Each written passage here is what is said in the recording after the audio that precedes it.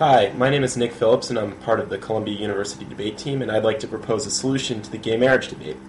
So basically what I'm proposing is that instead of legalizing gay marriages, states should instead just issue civil unions to all couples, gay or straight. These civil unions would extend all of the civil benefits and rights of a marriage to all couples.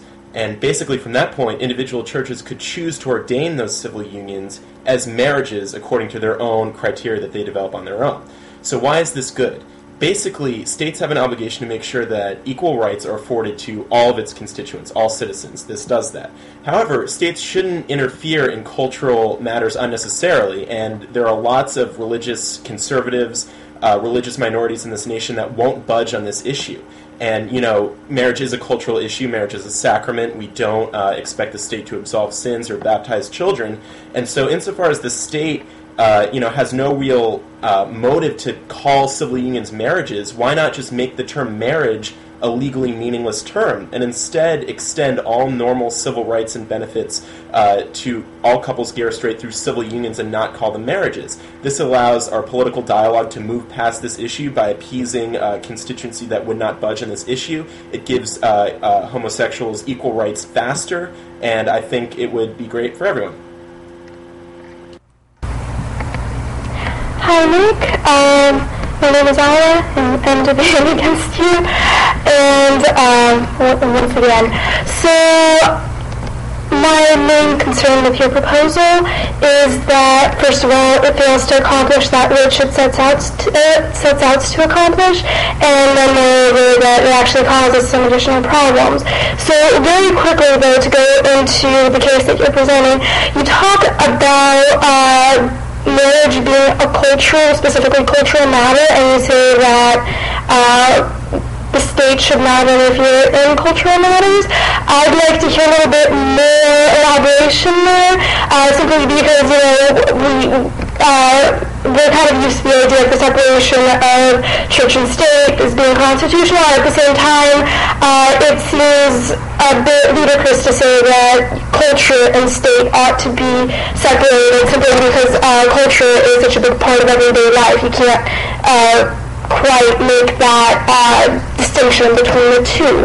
But then going into the problems that your case presents, well, first of all, you get the opportunity to exploit civil unions, right? So marriages are actually formed around the idea of a family, the idea of building something together. A civil union is formed against Okay, so Ala, you can finish your point in the next round, but I'd like to address your argument that marriage is fundamentally a cultural issue and that states should involve themselves in cultural issues because you can't, draw a clean separation between the two. And I agree that sometimes this is the case, but as much as necessary, we should try to remove the state from cultural matters that it doesn't have a pressing need to involve itself in. Why is this? Because culture is something that, groups take really seriously and are unlikely to compromise on, and it creates conflict. So if the state seems to be is perceived to be favoring one cultural side, it angers another cultural side. But if we just extricate the state from a cultural debate by simply asking the state to provide equal rights for all, which is its only real obligation, and just make marriage a legally meaningless term by not granting marriage licenses, well, that's great. So basically, all the benefits of a marriage are extended under civil unions, but the state doesn't have to piss off conservative Catholics and evangelicals that will never compromise on this issue. And I'd like to not piss them off, not because I think that they're right, but because I think that they'll never compromise on this issue because they perceive their culture to be under attack. So if we bypass this issue, the gay marriage debate can just be sort of stricken from the record of our political dialogue, and we can move on to more important, higher impact issues. We allow gays to get equal rights faster without having to, force these conservative groups to compromise. Okay, sorry, going back to the other stuff I had to say, ran out of time last time. I understand what you're trying to say there.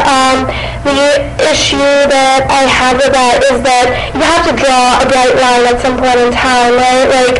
you don't really elaborate into what exactly your civil unions provide or what sort of couples are able to enter into a civil union. But how would the state, take a stance on polygamy or, other sorts of untraditional marriages or cultural practices? At some point in time, there is going to be a line that is drawn, and somebody is going to have to be pissed off, as you say.